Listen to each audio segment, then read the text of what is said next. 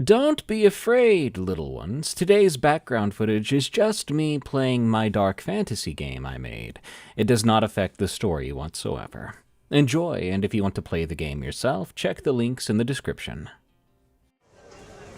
Hi, welcome to Dead and Roasted. What can I get you? As a modern man living in the suburbs now, DoorDash has become one of my crutches. Or is it a vice? Too tired to make lunch? DoorDash. Need that 200-calorie latte that you can't live without, with a 40% chance of it tasting like water? DoorDash. This leads me to today's story, titled Confessions of a Missouri DoorDasher, from someone with the username simply Missouri Misery. This story is a set of stories from the same person, cataloging his most weird and scary experiences while working with DoorDash. Is this story actually true? Well, that's up for you to decide. These are tales from the break room. If you're listening on YouTube, you should be listening on Spotify or Apple Podcasts, or your favorite podcast app.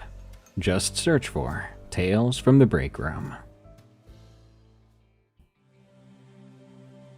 I'm a food delivery driver. That is my choice of career, I guess. DoorDash mostly, but I do some Uber Eats when DoorDash is slow. I used to work for UPS, but got laid off. That happened a few years ago. So I started dashing to cover a couple months of bills. But then those couple of months just never ended. Now it's my job. I'm 27 years old, working out of a mid-sized town in southwest Missouri. I'm about an hour away from a Bass Pro, and there's like 40 churches per square mile here, if that narrows it down without giving it dead away. To describe part of the job that people don't really think about, I go to strangers' houses all night. Of course, that is the job. 15 to 20 houses a night, most of which are after dark, because I get my best tips at night. But as I was saying, that thing that people don't think about when it comes to delivery drivers like us is that we see a moment of people's lives that happens right at their front door. Most of that is boring. Just porch lights and a guy in basketball shorts saying, "Appreciate you, man." But it's just enough for you to get a feel for that person and how they are. At least a little bit. But the app doesn't care where the house is. My zone covers the town plus a big ring of country around it. And out here the country gets country real fast. Missouri is like that, where the little roads have letters instead of names. Route J, Highway ZZ, and stuff like that. And some of those letter roads go way back up into the hills. The app will send you right up in them too at 1 a.m. to bring somebody a milkshake. And you go, because that's 11 easy bucks. Also, this matters for a couple of these. Most deliveries are now no contact. Leave it at the door, take a photo, walk away. Most everyone I deliver to prefers it that way nowadays. No more human contact, that's old news. So most of my customers I never see at all. There is a notes field where they can type instructions, and the notes field is where you learn that some people are not doing too well. I mean, most of them are normal notes, like, "Here's my gate code, watch out for the dog," and stuff like that. Some notes, though, are not normal. You end up delivering to the not-so-normal ones anyway, just doing so a bit more cautiously. One more piece of context before I dive into it. This job is more dangerous than you might think, in the regular human ways. Drivers do get robbed or carjacked, followed, or worse. It's in the news a few times a year if you're looking for it. It never trends, not usually, because we're not too interesting. I'm not saying that for sympathy. I'm saying it because it's the reason guys like me end up with a little mental filing cabinet of bad addresses and gut rules. And most of the cabinet is about people. Creepy people with guns who bring them out to get the food from me and act like they're about to do something bad. So that's the setup. I've been doing this for about 4 years, full-time for most of it. And this is the stuff I wanted to share. The stories I've not been able to shake off. The Yard. I'll start with the one that's just people. This one actually affects how I work every single night. I was about 8 months into this DoorDash gig. An order came through around midnight. It had a decent payout, $9 and change for a short run. Someone wanted some fast food going to a house on the north end of town. The north end is fine. It's the older houses with working people. I deliver up there constantly. But this specific street was dark, and that's what I noticed first and right away when I pulled into it. The street light was out. Half the porch lights were off. The house I wanted to go to had no lights at all. Not a one. Not crazy, but definitely a low red flag. I thought to myself, people sometimes forget to leave their porch light on for me, that's fine. But usually when someone orders $60 of food at midnight, they're awake and ready to get it. There's a TV glow or something coming through the windows. But this house was dead dark. But there were two guys standing in the yard. They weren't on the porch, but in the yard out on the grass, about 10 feet apart from each other, facing the street. You might think they were smoking or having a drink or on their phones or talking, but they weren't. They just looked like they were waiting on something, and I assumed that something was me. I slowed down, and my phone buzzed. It was a text from the customer through the app, saying, "Doorbell broke, pull in the driveway, bring it around back." I've had a lot of time to think about how close I came, and about what went through my head in order. First thought, honest to God, was, "Don't be rude." That's the first thing my brain served up. These are probably his buddies. The backyard thing is probably normal. Don't be weird about people's houses. Your whole life you get trained to not be rude, and that training does not care at all whether you live through the night. The second thought was that the payout was $9, and my third thought was the one that saved me. It wasn't even smart. It was just a detail that didn't fit. The order was under a woman's name. The account said Melissa, and texts in the app come through under the account name. So my phone said Melissa was asking me to come around the back of a dark house. Except when that text came in, I was already looking at the yard, and one of the two guys standing out there had his face lit up by a phone now, typing. When I saw him finish, the light went off his face and my phone buzzed. Another message, quote-unquote, from Melissa. It said, "Sound good?" When it got obvious that I thought it wasn't good and that I would not be doing this, both of those men turned their heads at the same time, and one of them began to walk towards my car. Not fast, but definitely coming towards me. I drove off with the food then. They didn't run after me or anything. I watched in the mirror, and they stopped at the curb, standing there watching me go. Then the phone buzzed twice more while I drove. The first message said, "Wrong house, LOL, come back." The second one, about a minute later, said, "We see you." I called support and they told me to mark it as unable to deliver, and they gave me half the pay. The girl on the line could not have cared less, which honestly at the time made me feel like maybe it was nothing. So I ate some of the food myself, a couple of chicken sandwiches, but I could barely taste it. I had that bitter taste of bile in my mouth from how nervous I'd gotten. Now, there's a Facebook group for dashers in my area. A few hundred of us, mostly used for complaining about parking and posting when the McDonald's ice cream machine is down. And it's down a lot. About 2 weeks after my thing, a woman posted in that group from a hospital bed. Before her trip to the hospital, she had delivered to the same street. But she didn't nope out at the curb like I did. She pulled into the driveway because it was a normal order at 9 at night, when two men pulled her out of her car, took the car, the food, her phone, and her bag, and left her in the yard with a broken wrist. The account that ordered hers was under a woman's name too, using a stolen card, stolen account, and had apparently, according to the cops, had placed that order themselves, waiting in the yard for whoever the app sends. The house was empty, it was a rental between tenants, and these guys were taking advantage of that fact. I never posted about my near miss until after hers, and it made me feel bad. I probably should have said something. If she had seen it, maybe she would have driven away too, like I did. She got a broken wrist and I got chicken sandwiches. The Facebook group changed after her post too. It got serious for a while, but it was more useful. People began to post plate numbers and door camera clips.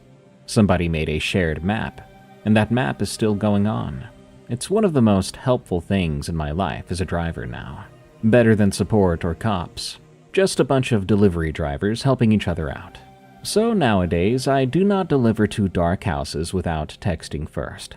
And no, I'm not ever going around back, even if they request it.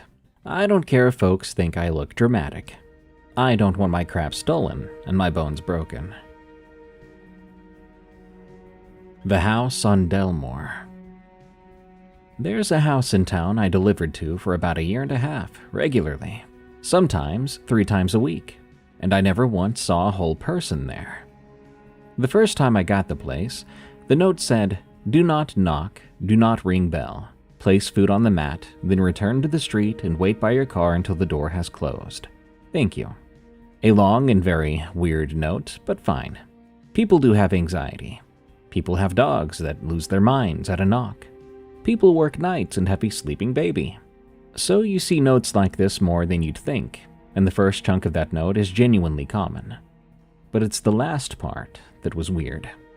Wait by your car until the door has closed. Most people don't care what you do after the food is down. So why would I have to wait? I did it anyway. I set the bag on the mat, and I walked back to the street, and I stood there like an idiot next to my car. For a minute, nothing happened, and I was about to just leave when the porch light cut off. Then the door opened. 4, maybe 5 inches. No face in the gap, no hello, nothing but dark in the crack of it. But then an arm came out through the gap down low at about shin height, like somebody lying on the floor inside. The hand felt around flat on the mat until it found the bag handle and dragged it in. The door shut, and I heard the lock from the street. More than one lock, actually. Sounded like a whole sequence. Okay, so a person lying on the floor of their house reached out for their food. My working theory for a long time was that it was some kind of disability. I'm not trying to make fun of anyone. Maybe it was someone who can't stand or had agoraphobia so bad that even opening the door bit was a crisis. There are real explanations to this, and I ran through all of them 100 times, usually while standing by my car on that street watching that door. All I really have are the details that stacked up over a year and a half. The arm was always low. Never a person standing, not one time. I never saw their silhouette or a shadow moving in the window, and I looked. 18 months of deliveries, and the most of a human being I ever saw at that address was an arm below the knee height of a door. The orders changed depending on the time. Daytime orders, the handful I caught, were normal. Family food, pizza, 2 liters. Late orders would be different. Always meat. And I'm not trying to be spooky about it. I mean, the order would be from a wing place, and it would be 4, 5, 6 orders of plain grilled chicken with no sauce and nothing else on the ticket. One time there was a 12-pack of plain patties from a burger place and no buns. You see the bag receipt when you grab it. You can't not see it. The girl at the wing place knew the address by heart too, and had her own opinions about it. She called it the dog food order. Said it in a joking voice, but then didn't joke any further about it. But that could be the case. People do order plain patties for their dogs. I've seen that before. One more physical detail, since I was on that porch a couple 100 times. The place smelled like bleach. Not every time, but often enough. Bleach strong enough to reach you through a closed front door at all hours, and the mat got replaced over and over. The same cheap brown mat from the dollar store. I'd see it go from new to worn, like anybody's mat does. Then some night it would just be brand new again. I must have set food down on 6 or 7 of that identical mat over the year and a half at that house alone. There are normal reasons to go through doormats. The note evolved too. For about a year it was the same note. But then one night there was a new line at the bottom, saying, "If the door is already open when you arrive, do not approach the house. Keep the food. You'll still be paid." What? I sat in my car and reread that line. You'll still be paid. Somebody in that house had thought about a specific situation in enough detail to pre-write instructions for it. But what was that situation? It read like, in case of emergency, let DoorDash driver eat the food and not come in. I was so bewildered and confused by this. The door being open was a scenario, and that scenario had a protocol, and the protocol was don't come near us, no matter what. Okay, that was creepy, thinking about it like that. And one night, the door was open. I pulled up around 11 with a bag of the plain chicken that I mentioned before. The porch light was on for once, and the front door stood wide open onto a dark hallway. It was a nice night, and I stayed at the curb in my car, staring at that open door, waiting for something to happen. I had their bag in my lap, but I was frozen to the spot. An open door should be nothing. Could be someone airing out their house. But I had to do what the note said. I kept the food, and I marked it as delivered, which you're not supposed to do officially, and I drove 2 streets over before I even breathed right. The payment cleared and the tip doubled that night, silently, without a message. So whoever they were, they had been paying attention in there, probably watching me, and they were satisfied with my performance. I decided to get out one time to ask a neighbor about them. There was a guy 2 doors down out watering his lawn while I waited by my car for this customer's door to close. I nodded at the house and said something like, "You ever meet the folks who live here?" He shut the water off to answer, and he said to me, "Well, they're quiet." "That's good," I replied. And he shook his head and said, "Not really," and he turned the water back on. I'm still not sure what he meant by that, and yet I still understood enough. Whatever silence was happening at this house was not the good kind. The last thing before I leave this one alone was the final stretch of orders. The notes added one more line. That line was, "Do not look at the upstairs window." It didn't say which upstairs window. The place had 2 of them facing the street, and I had never looked at them in my life before because why would I? And now I had been told not to? So of course I wanted to look. Anybody would. And one night I did look, during a particular delivery. The left window had nothing in it but a curtain.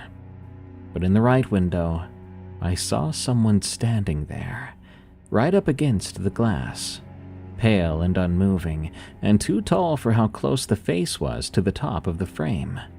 I say face, but what I mean is a pale oval turned toward the street. It didn't move when I looked, and it didn't duck away like you'd catch a normal person doing. They were just there the entire time I set the food down, the walk back to my car, and I know because I checked again from the car. So I broke the rules twice. But that figure never moved. It was there the next delivery too. Same window, same spot, and same height. The delivery after that as well. 3 visits over maybe 2 weeks, and that thing stood in the right upstairs window like it was a piece of furniture.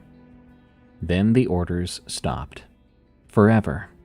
18 months of 3 a week and then nothing. I drove by on purpose about a month later. Mail had been piled up under the box, and the grass was a foot tall now. Both upstairs windows were now empty, and a realtor sign showed up eventually, and I didn't go to the open house. The wing girl asked me one time whatever happened to the dog food order, and I told her I think they moved. She said good. And that's the end of that story. Route J. This is a shorter one. An order came in around 1 in the morning. A gas station pizza going out to an address on Route J, which runs southwest out of town and turns to nothing pretty quick. 22-minute drive, $12 payout. I take stuff like that all the time. Just a normal rural run. The pin took me down J past the last yard light and had me turn onto a gravel road. Then the pin said I had arrived. I was next to a field. No driveway, no mailbox, no house. It was a hayfield with a tree line way at the back of it, with a gate hanging open, and past what my headlights reached, it was just black. This also happens more than you'd think. Rural pins being dropped wrong constantly, sometimes a quarter mile off. So I did the normal thing and texted the customer that I was at the pin and didn't see the house. The reply came back in about 5 seconds, which at 1 a.m. is pretty fast. It said, "I see you. Come through the gate and walk up to the light." The light? There was no light that I could see, none. I was parked facing that whole field. I could see the tree line, and there was no light anywhere to be found. No house light past it. Nothing but my own headlights on the grass. So I texted back, "Sorry, I don't see a light, and I'm not allowed to go too far from my car." That's not a rule, but it is absolutely one of mine. The reply came back fast again, saying, "No, the light is behind you."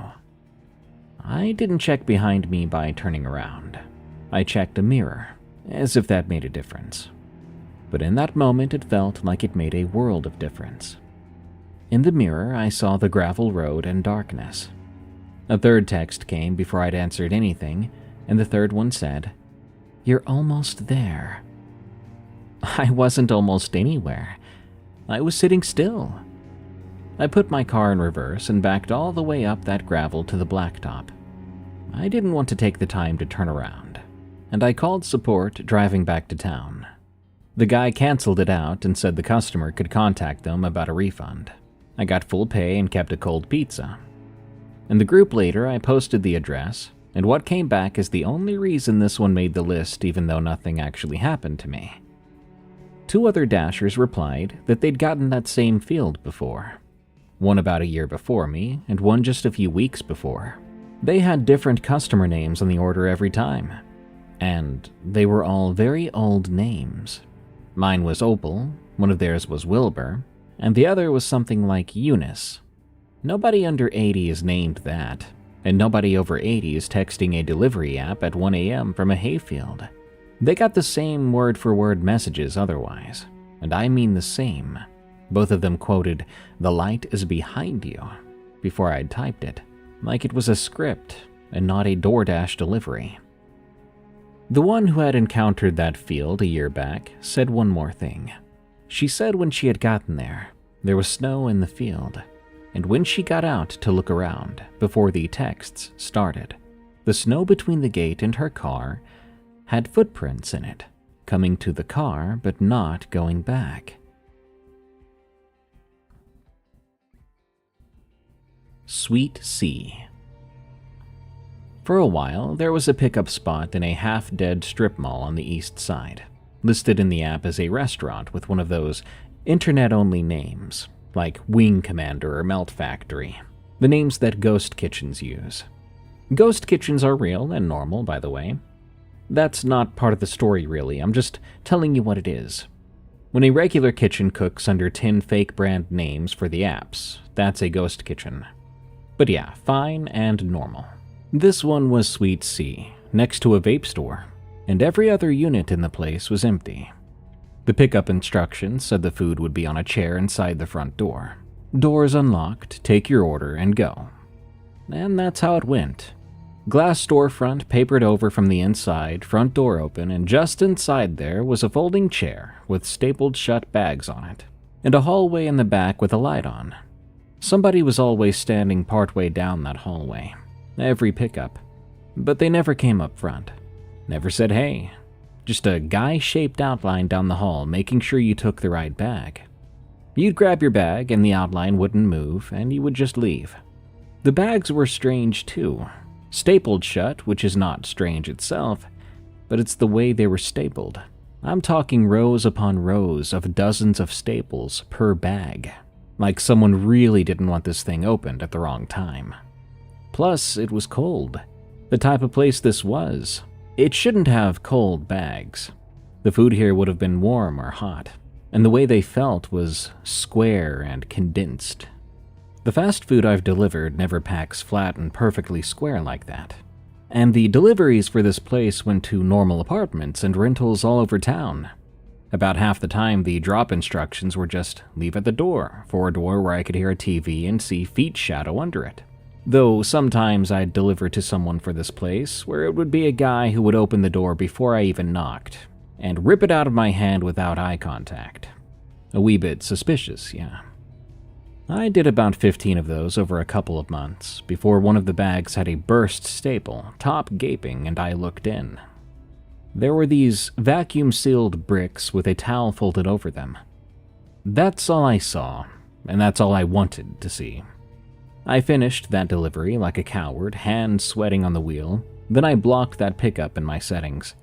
Eventually, I did call the tip line for the police, and I told them what I saw in case it was something bad. But I don't think they cared that much, so maybe I was overreacting? Well, I would soon get my answer. A couple of months later, Sweet Sea was empty. The paper had been torn down, the chair was gone, and the restaurant vanished off the app entirely. But there was no news story that I ever found, so that was as much of an answer as I was going to get. I just find it kind of crazy that if that place was doing something illegal, we were doing business for them and didn't even know it. I was one dasher out of hundreds, and we were cheerfully and ignorantly being dispatched all over town as a distribution network for whatever was in that bag. The order to my address. There was a certain night where I got followed. That part by itself has a boring explanation, and the boring explanation might even be true. It was a white Impala, and I first noticed it behind me at a McDonald's on the south side when I was picking up a stacked order, which is when the app gives you 2 deliveries out of the same store. It stayed behind me through 3 drop-offs. With a town like mine, there's 100 white Impalas, and only so many roads. A guy running his own errands could plausibly shadow my route for 20 minutes without ever knowing I exist. I know that. At the 3rd stop, I sat in my car until it drove past and it turned off. And I told myself, yeah, just someone running errands. And I finished my night. 4 days later, an order popped up on my screen, and the delivery address was my apartment building. My building. My street. I mean, that happens. People in my building order food. I have delivered to my own neighbors. It's funny even, knocking on a door a few feet from your own. So I looked at it, and the unit number was mine. The name on the order was Christopher. My name is not Christopher, and I do not know a Christopher. And no one that I do know would prank me this way, because nobody who knows me even understands how the dasher side of the app works. The order was 1 black coffee from a gas station, a $2 item carrying a $9 tip, which is kind of bait, if you ask me. That's a tip designed to make a dasher grab it fast without reading. I declined it, but it came back around. The app re-offers stuff, and I declined it again. I sat in a parking lot, my mind a bit boggled.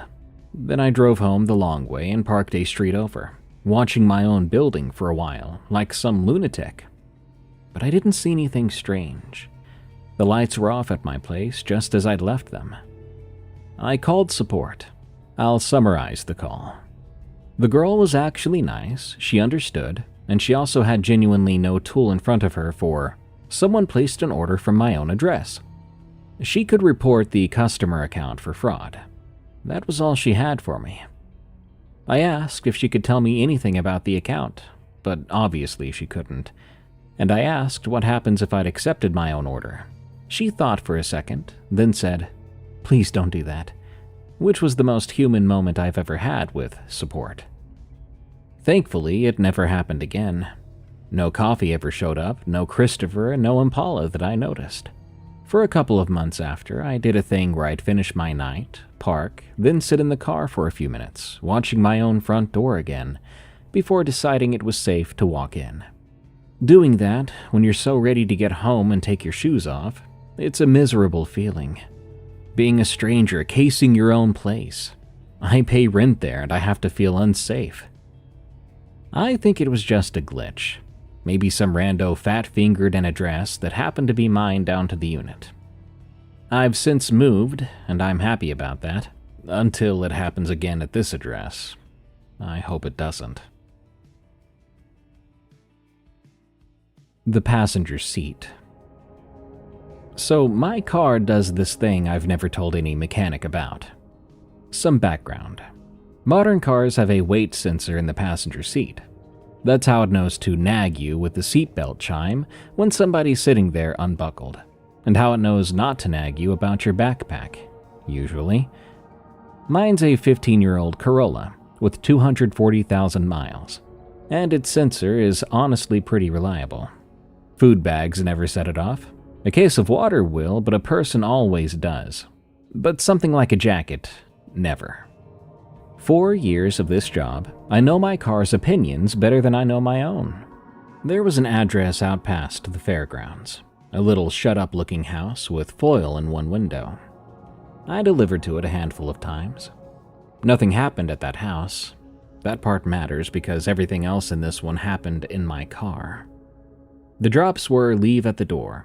Normal notes. Nobody ever opened up. The food went off the porch eventually because the porch was empty the next time I came. Normal stuff. Except after the second or third run out there, a few minutes into the drive back, my seatbelt chime went off, the passenger side. Ding, ding, ding, the little red icon of a person lit up on the dash.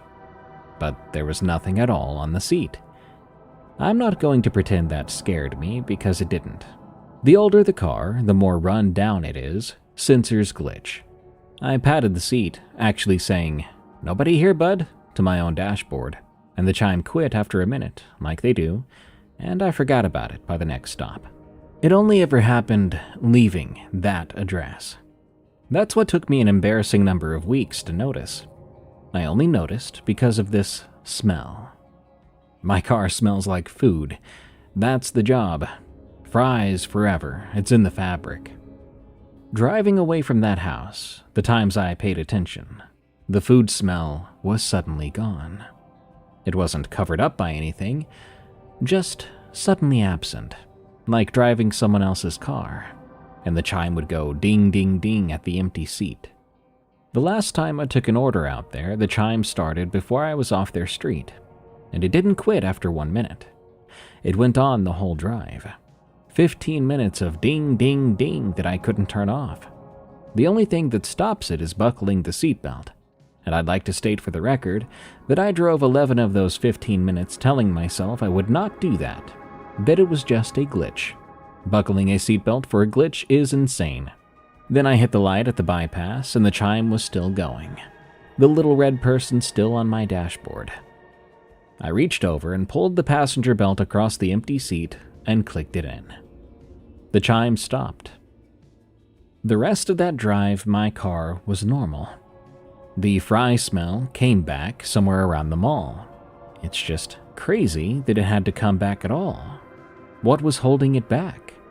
And when I parked at my apartment and looked over, before I even thought about it, I said, "End of the line," like a bus driver, jokingly, to my empty passenger seat with its belt on. I reached over and unclicked the belt to undo it, and I swear on my grandmother, and I've sworn on her twice in my life, the seat made a sound. That little exhale a seat makes when heavy weight comes up off of it. Everybody's heard that sound 1,000 times getting out of cars or off of furniture. You just never think about it much. And I heard it right there coming out of my seat that was supposed to have nothing on it, because I could see nothing on it. My hand was still on the buckle. Thank God that chime thing never happened again. And the Corolla's sensor is back to its regular opinions, no longer hallucinating, though honestly I don't think it was a hallucination. My friend, Dennis, I told this story to personally. And he told me jokingly, "At least you buckled him up." Marlene. Now the big one. This is the one I measure the others against. There lies a stretch of hills southeast of town, where the roads give up, and it goes to gravel roads and hollers. The deep little valleys back in the hills, and people live back in there.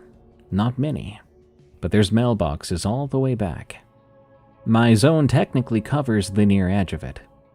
Orders from back in there are rare, because past a certain distance, the app just won't offer them. but the near hollers ping sometimes. And one night, I got one that made me actually say something out loud alone in my car. Family restaurant food, a big order. The payout was $41. 41! The drive was 28 minutes one way. Somebody had tipped enormously, and the name on that order was Marlene. The address took me down a lettered road, then onto gravel that wound on down into a holler, headlights on trees the whole way. The trees opened up, and there sat a house, an old 2-story farmhouse, white and well kept, at least from what my lights showed. And the porch light was on, warm and yellow and inviting. Honest to God, my first feeling when I saw it was relief. A lit porch at the end of a drive like that is the most welcome sign in the world. The note on the order said, "Set it on the stump by the porch steps. Honk twice as you leave. Thank you kindly. God bless." There was a stump by the porch steps, wide and flat, like it got used for a lot of different things. So I set the bags on it, and the food was a lot. Like buffet amounts, family packs of fried chicken and a gallon of tea. Standing there in that porch light, I clocked 2 things without going looking for either one of them. First thing, no cars. No truck, no nothing. Not even tire ruts in the grass. You cannot live down a road like that without some sort of vehicle. That's not a possible lifestyle. Second thing, and I didn't put this one together until I was driving away. There were no lines. No power lines whatsoever coming down into that holler. No poles by the house and no meter on the wall that I could see. And yet, the porch light was on. I honked twice at the bend, like the note said. In my mirror, right as the house slid out of view, the porch light went off, and the front door opened. But I was too far away then to see if there was someone there. Only trees in my mirror. That was the first delivery. I did that run 6 more times over about a year and a half. Always said Marlene, and always a lot of food, with a tip that made it stupid to say no. Every time I told myself this would be the last. Then rent would become due and I would forget things like that. So here's what a year and a half of that run taught me, written all at once. The stump money. On the 3rd or 4th run to that place, along with the in-app tip, there was cash under a flat rock on the stump. They were folded bills in a torn piece of paper bag with pencil on it that said, "For the driver." The bills were old. Not dirty old, but more like out of a drawer. Crisp and off-color. One of them was a $10 silver certificate, which I didn't know was a thing until I Googled it in my car at the top of the holler. They stopped printing those in the 60s. It spent fine at the gas station, which somehow makes it worse. The clerk even held one up and said, "You don't see these anymore," and I said it was just old family money, which wasn't a lie so much as a guess about whose family money it was. I kept the last one they left. It's in my glove box right now. I don't fully know why. It just feels rude to spend all of a thing like that. Then there were the figures. Twice at the tree line past the house, at the edge of what headlights reached, there were people standing, I'm sure of it. They were people-shaped. There were 2 of them the first time, then maybe 4 the second, spread out in the trees, at 11 at night, in a holler with 1 house and no cars. Were they farm neighbors checking in on the food delivery? Perhaps. Probably not. Let me tell you about the singing. During one run, while I was still setting the bags down, I heard singing coming from inside the house. It was quiet, but there were more than one voice. It was very old-fashioned, like a hymn, though I couldn't name it, and I couldn't make out one single word. It didn't stop or drop when my feet hit the porch boards. It kept going, unbothered. The sound of people enjoying a song together.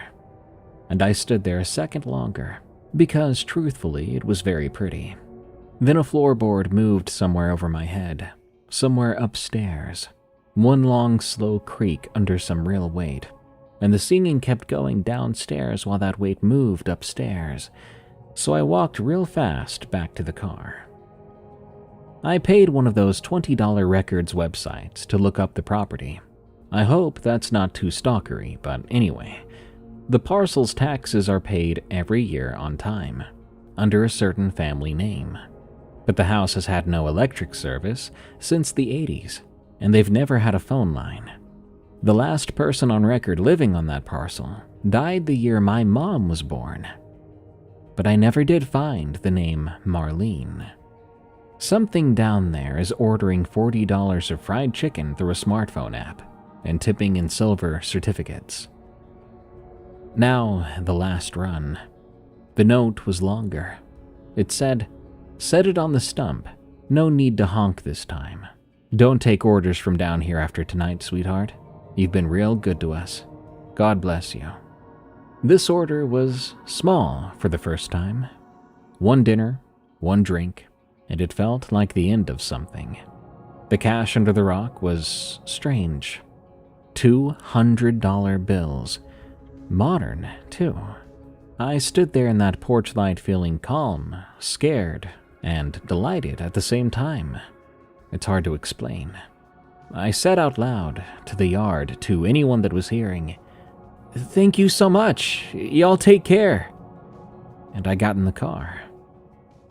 As I pulled out, in the mirror, the porch light went off and the door came open, as always, except this time I could see it from where I was.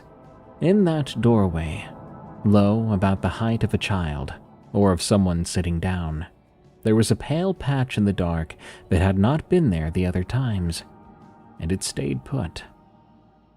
I drove up out of the holler at a speed that was not appropriate for that gravel. No orders have come from down there since. Sometimes when things are slow, I sit at the top of that lettered road for a minute with the app on, kind of daring it to give me an order. But nothing happens.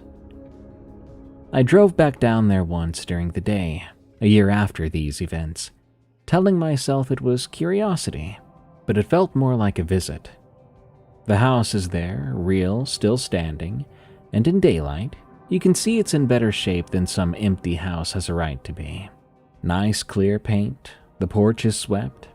Still no cars and no lines and no meter, exactly like my headlights always showed me. I did not get out though. It didn't feel unwelcome. It felt like showing up at someone's place uninvited, on a day that they were not expecting you. And I was raised better than that. So I turned around in the yard, careful of the grass, and I went back up to the blacktop. Whatever that arrangement was, it's over. And I got told it was over politely, called sweetheart, and got $200. I've been telling people this story for a while now, and the question they usually ask is, would you take the order if it pinged tonight? And the true answer is, yeah. Not sure what that says about me, but yes. They were nice to me, whatever or whoever they were. And it's the only stop on this whole list where it felt like someone was looking out for me, instead of just looking at me. Carol H. This one I didn't even clock as strange until it was over. That's its own kind of creepy. Over about 2 years, I delivered to a customer named Carol H. But it was at 4 different addresses. Same person every single time. Little old woman, tiny, white hair and a bun, always came up to the door even when the order said leave it. Always wearing a housecoat, one of those flower print ones. She'd crack the storm door and say thank you, honey, and take the bag with both hands. I know it was the same woman. She had the same voice, inflections, used both hands to grab every time, and of course the same face. You remember your sweetest regulars. Dashers might argue a lot, but everybody agrees the little old ladies are the best stops of your night. Her order never changed. A bowl of potato soup and a dinner roll from a home cooking place in town. Smallest order in the world, with a $5 tip, which for a $4 soup is somebody being kind on purpose.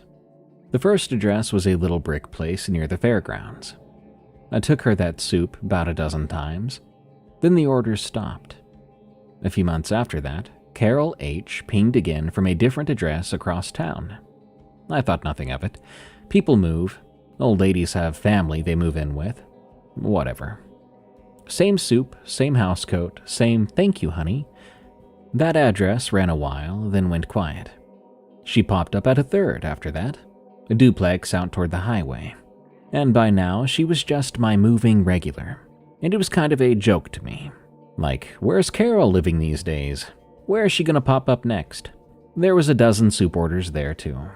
Let me tell you the one thing she ever said to me besides thank you, honey. It happened at the third address, and I smiled about it for months before I learned better. At the first delivery to the duplex, when she cracked open the storm door, she looked genuinely pleased, almost tickled, and she said, "You found me." And I said something like, "The GPS finds everybody, ma'am." She laughed and took her soup with both hands. Cute as anything. You found me. I'd give a whole lot to have never learned the rest of it, so that it could have stayed cute. The fourth address came through on a rainy night, out on the older east edge of town. The GPS put me at a little white house with the porch light on, and Carol cracked the storm door, saying, "Thank you, honey," and took her soup with both hands. A typical night. I did that address twice more over a couple of weeks. Then I mentioned her at the Dasher parking lot. You see, there's a parking lot by the mall where 4 or 5 of us end up sitting between runs most nights, windows down and whatnot. I was telling Dennis, who's been delivering things in this town since before apps, pizza in the 90s, all that jazz, about my little old soup lady, who moves every few months. I even said the East Side address out loud. Dennis literally stopped chewing. He asked for the street number again, and he said that house burned. I was confused. I had just been there 3 days ago, so I told him that. He immediately whipped out his phone and went to the newspaper site and turned the screen around. There was the house. The fire was 12 years ago, and it was fatal. The lady who died in it was named Carol. Sitting in that parking lot with my ears ringing, the first thing I went for was the photo. The app makes you take a delivery photo at the door. I don't do it when they hand take the order, but the rainy night, the very first East Side delivery, she had been slow to the door, so I'd already snapped the photo of the bag on the mat before she opened up, so it was in my history. I found it right there in the lot with Dennis watching, and part of me expected a burned lot with a soup bag sitting in the weeds, but what I saw was different. The photo showed the bag on a mat and a porch. The porch was gray, and the boards behind the bag were dark in blotches that I took for rain when I took the picture, and the door frame behind it was empty. And I mean as in no door at all, just the frame with dark behind it. I had stood on that porch, and I'd heard the storm door. The photo did not show a storm door. I drove back out there the next morning, daylight and off the clock. Dennis was right. It was a burned lot, a slab with some black stubs, a chimney lying where it fell, grass through everything, gone 12 years, exactly as the newspaper said. I stood in the weeds where a porch used to be, roughly where a mat would go. I waited there, not sure why I was. Then eventually I got back in my car and went back to work. If this place in particular burned down, why did she appear at other places? That was a thought I kept wondering about, so I did some investigating. The first address, the brick place by the fairgrounds. That's a rental now, and the property site says its longest owner, decades of it, passed away in her 90s some years back. Also named Carol something. And I got the idea without even needing to look up the rest. If you want my assumption of the idea, well, perhaps the spirit of someone who died in a fire has been hijacking the addresses of people with the same name. Crazy? Yes. But I'm all out of sanity. The murder. The last one here has no ghosts in it, and I'd say it's probably the worst one, depending on how you define worst. About a year ago, I took a late order going way out east, food from the all-night diner by the truck stop, heading to a house at the end of a country blacktop I'd been down maybe twice in my life.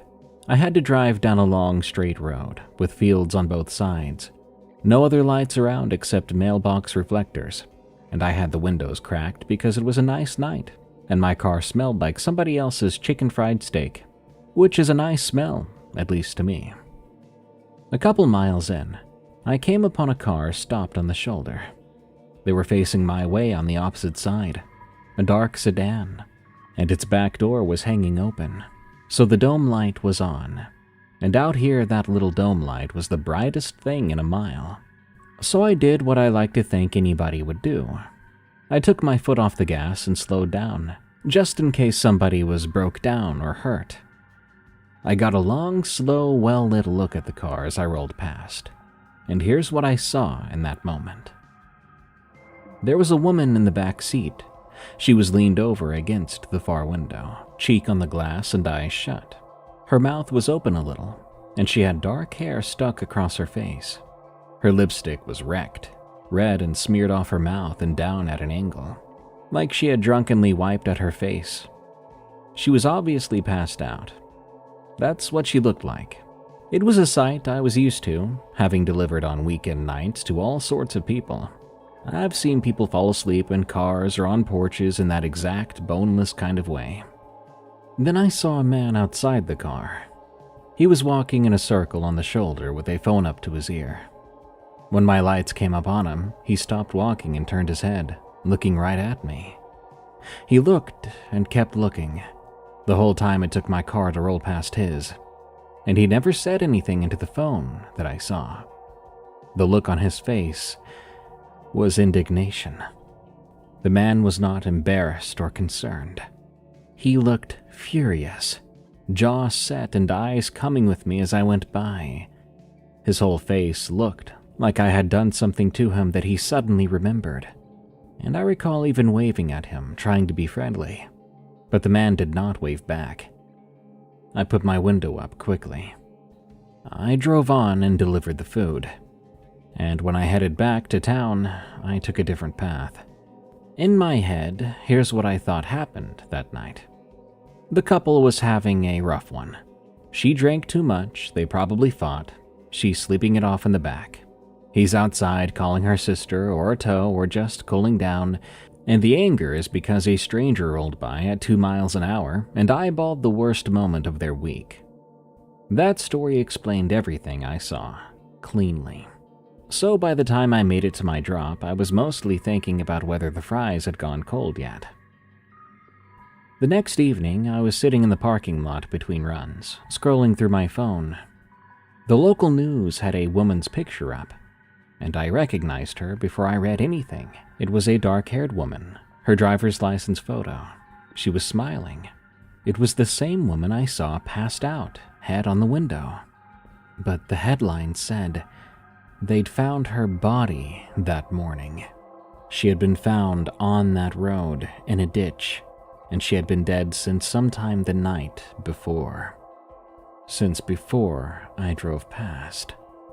I read through that whole article 5 times, I swear, and the pieces in my head began to turn over one at a time, slowly like cards. The lipstick smeared downward off the mouth and down. That wasn't lipstick. It was blood. Her eyes shut and her mouth open against the glass, not sleeping. She was dead. And I should have known something was wrong. 2 people, but she was in the back seat. When 2 people who care about each other take a car somewhere, she would be riding up front next to him. He would be keeping an eye on her. But she was in the back, probably just tossed back there until he had an idea of what to do. That man stared daggers at me, because he literally probably wanted to put a dagger in me for catching him after the act. They put the suspect's picture up the next day, the boyfriend, and it was him. It didn't just resemble him, it was the same man from the shoulder. I decided to call the sheriff's office to tell them what I witnessed. They took down all my information. They thanked me, took my number down, and I spent 2 days rehearsing for the interview, wondering if I'd have to appear in a courtroom. But nobody ever called, and no one ever showed up at my house. That man was arrested the same day. I found out on the news like everyone else. I guess they had all they needed without me. Maybe his work was too sloppy.